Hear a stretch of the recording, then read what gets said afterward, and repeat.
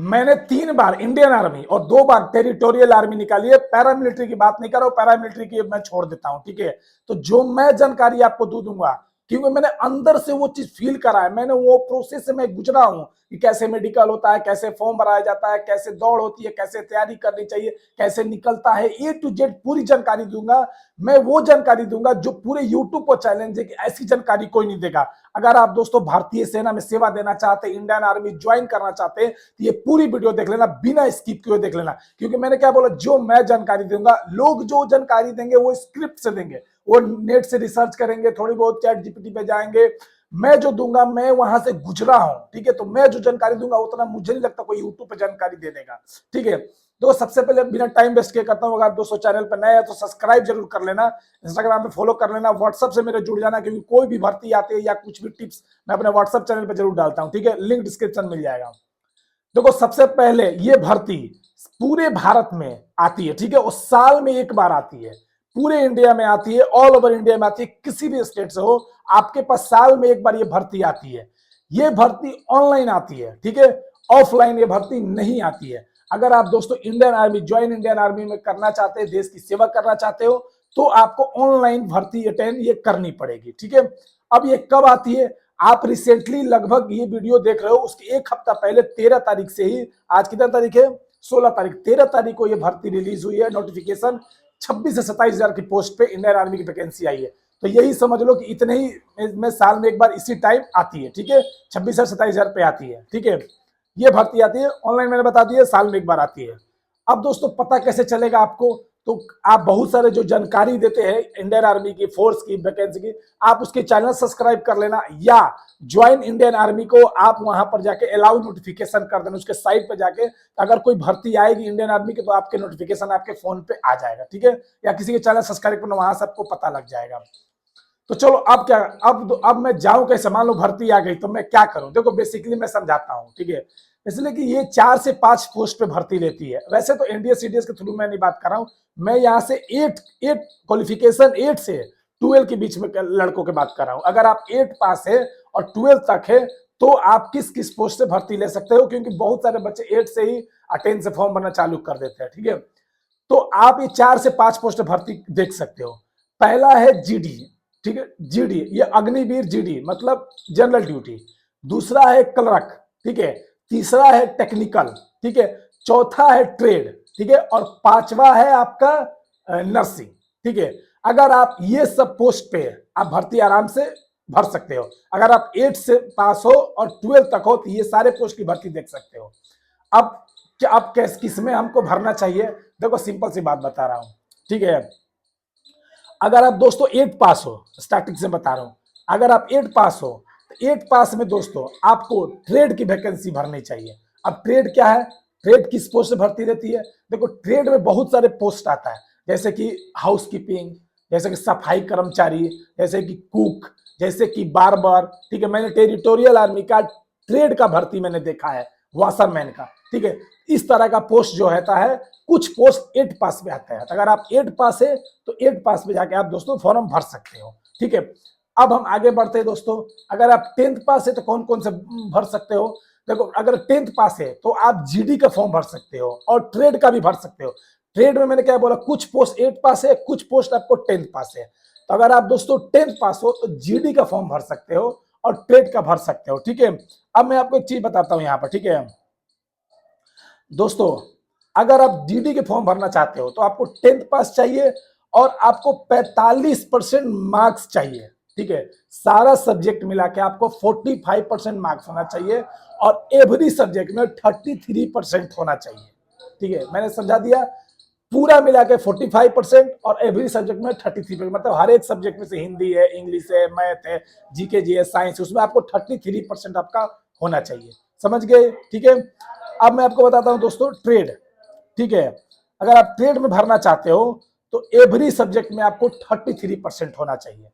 जो आप 10th basis पे ट्रेड में भरोगे, हर एक सब्जेक्ट में 33% से ज्यादा नहीं जरूरत है, कम होगा तो आप ये फॉर्म नहीं भर सकते, ठीक है। अब बता दो दोस्तों, अगर आप 12th पास हो तो कौन कौन सा कर सकते हो, देखो 12th में भी 2 है, ठीक है। देखो एक सेकेंड मेरे भाई, थोड़ा सा लेकर गया, अगर आप 12th पास हो ट्वेल्थ में आप टेक्निकल का फॉर्म भरो, ठीक है। और ट्वेल्थ में आप फिजिक्स पीसीएम, ठीक है। अगर आप ट्वेल्थ पास हो फिजिक्स केमिस्ट्री मैथ से तो आप टेक्निकल के फॉर्म भर सकते हो, ठीक है। टेक्निकल पोस्ट पे जा सकते हो। उसमें आपको इंग्लिश होना कंपलसरी है। आप जो ट्वेल्थ में हो उसको इंग्लिश सब्जेक्ट उसमें होना जरूरी है टेक्निकल के लिए, और वो भी 50% मार्क के साथ होना जरूरी है, ठीक है। ये चीज आपको समझ में आ गया। अब मैं बताता हूँ क्लर्क।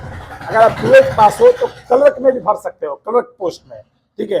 अब क्लर्क पोस्ट में क्या क्या हो सकता है, 10+2 होना चाहिए, किसी भी स्ट्रीम से होना चाहिए। इसमें टेक्निकल में जैसे क्या बताया था साइंस होना चाहिए, इसमें आर्ट्स कॉमर्स साइंस तीनों में चल जाएगा। लेकिन इसका क्या क्राइटेरिया है मेरे भाई, इसमें आपका होना चाहिए 60% मार्क्स होना चाहिए, और 50% इच सब्जेक्ट, हर एक सब्जेक्ट में 50% होना चाहिए।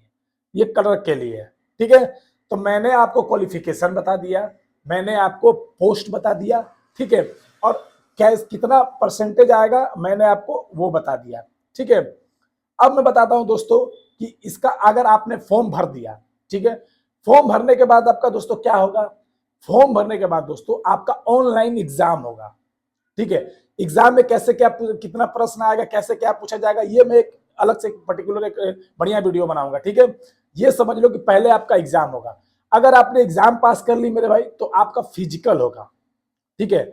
और फिजिकल में क्या क्या होगा ये मैं आपको इसमें बता देता हूँ, ठीक है। शॉर्ट बताता हूँ, उसका भी एक अलग से वीडियो बना दूंगा, लेकिन शॉर्ट बता देता हूँ।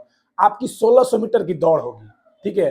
देखो 5.5 मिनट में, लेकिन आप बढ़िया जितना अच्छा टाइम में मारोगे, 5:45 से मारोगे तो कम नंबर मिलेगा, 5:30 में मारोगे तो पूरा 60 नंबर मिलेगा। ये फिजिकल जो होता है ना, ये नंबर मिलता है इसमें, ठीक है। इसमें नंबर बेस मेरिट भी बनता है। फिजिकल अगर आप अच्छा करोगे तो आपका मेरिट अच्छा जाएगा, क्योंकि फिजिकल पे इसका नंबर है, ठीक है। तो मैंने क्या बताया कि 1600 मीटर की आपकी दौड़ होगी, ठीक है। आपने एग्जाम पास कर लिया तो फिजिकल के लिए बुलाएगा, 1600 मीटर दौड़ होगी। उसके बाद दोस्तों आपका जैसे ही आप दौड़ कंप्लीट करोगे तो आपका पुलअप्स होगा, वहीं पर तुरंत बुलाएगा आपको। पुलअप्स मतलब बीम, ठीक है, जो ऐसे करके मारता है ना वैसे, ठीक है। बीम को बुलाएगा। आपने अगर पूरा बीम कर लिया उसके बाद आपका दोस्तों 9 फीट डिच होगा, ठीक है। 9 फीट डिच में 9 फीट का गड्ढा होगा, उसको बोलेगा जंप कर जाओ, ठीक है। ये सब मैंने करा है इसलिए मैं बता रहा हूँ, ठीक है, और डीपली बता रहा हूँ। मान लो कि 9 फीट नीचे आपने कर लिया, उसके बाद जिगजैग बैलेंस, जिगजैग बैलेंस में ऐसे ऐसे करके पटरी होता है, आपको उस पर चलना होगा, ठीक है। ये सब चीज अगर आप फिजिकल कंप्लीट करोगे तो आपका डॉक्यूमेंट वेरिफिकेशन होगा, ठीक है। आप डॉक्यूमेंट वेरिफिकेशन में क्या क्या डॉक्यूमेंट लेके जाना ये भी मैं आपको इस वीडियो में बता देता हूं, ठीक है।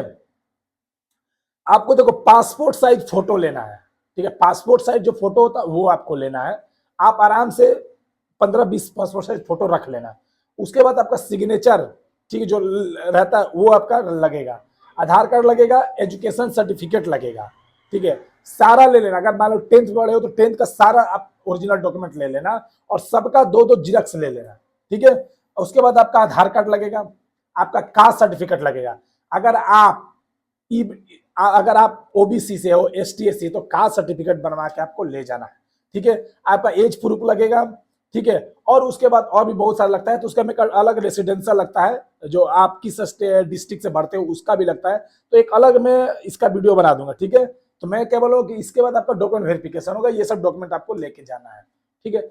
ये अगर हो गया तो आपका मेडिकल चेकअप होगा, ठीक है। मेडिकल का भी मैं एक अलग से पर्टिकुलर वीडियो बनाऊंगा, जो आप समझ, अभी शॉर्ट में समझा रहा हूँ कि मेडिकल होगा।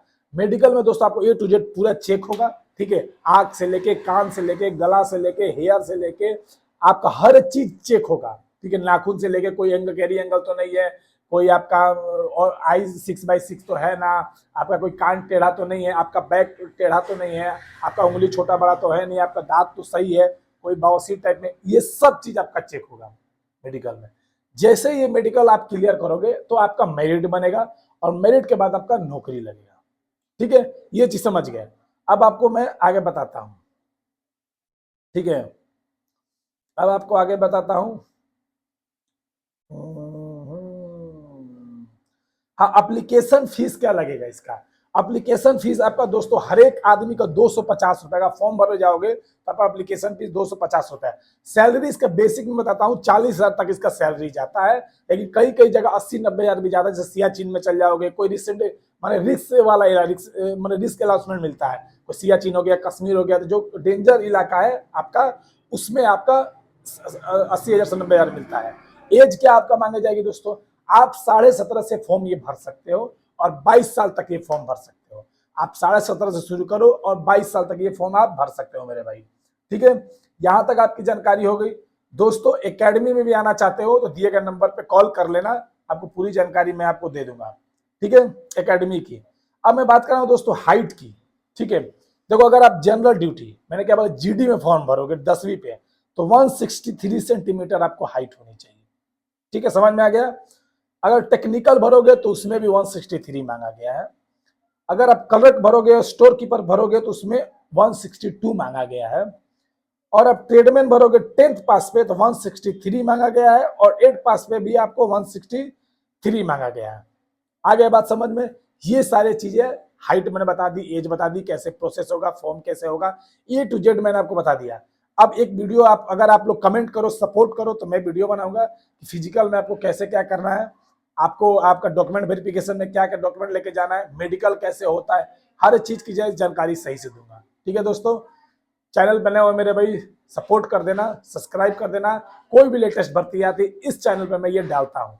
ठीक है मेरे भाई, और कोई फिजिकल टिप्स आता है तो मैं शिवा फिटनेस फोर्स एकेडमी के चैनल पे भी डालता हूँ। जय हिंद, जय भारत, वंदे मातरम।